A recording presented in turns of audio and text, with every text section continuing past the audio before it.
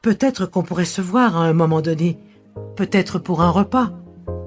Celui qui a besoin n'a qu'à réclamer. C'est justement ce à quoi je réfléchissais quand quelque chose a attiré mon attention. Ces visites ont fini par être brèves et peu fréquentes. Je me suis levé et j'ai rôdé dans la pièce, les oreilles solidement rabattues et la queue qui fendait l'air. Les livres de ce magasin, dit-il en montrant les titres qui s'étendaient devant eux, sont plus qu'utiles. Ce qui nous amène au jour où je me suis engagé sur la pente glissante qui conduit de Gourmet, Ce qu'il affirme être.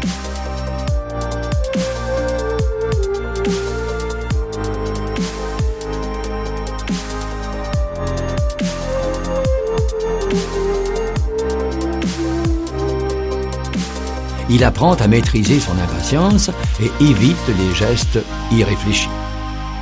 le dos contre la porte, Madame Trincy ne pouvait voir ce qui retenait soudainement l'attention de Shogyan. Les eaux sont profondes et obscures. Il ne commet pas le péché capital de la paresse, car il sait où elle peut le conduire, à la sensation morne de ces dimanches après-midi, où le temps passe et rien d'autre.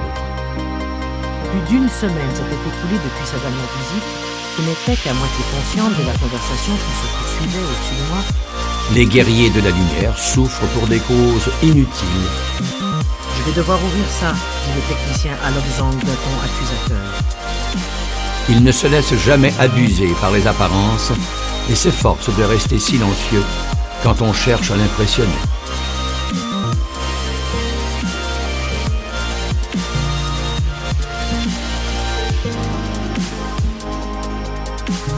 La souris a survécu. Un guerrier de la lumière n'est jamais pressé. Le temps travaille en sa faveur. Le temps lui dira s'il a gagné ou perdu. Les compagnons assistent à la joie du guerrier de la lumière et ils songent « Pourquoi fait-il cela ?» Il peut être déçu lors de son prochain combat. Il peut s'attirer la fureur de l'ennemi.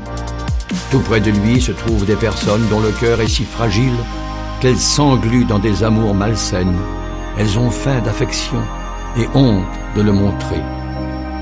J'ai commencé à avoir peur, à devenir... Un sage chinois commente ainsi les stratégies du guerrier de la lumière.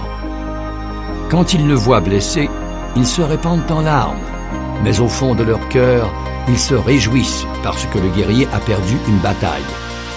Un guerrier n'ignore pas qu'il a des défauts. Plus nous devenons heureux nous-mêmes. Pendant qu'elle penchait la tête pour regarder dans les yeux de Saphir, son Altesse royale dit Et ses doutes augmentent. « Oh, votre sainteté !» passant maintenant à des enjeux plus importants.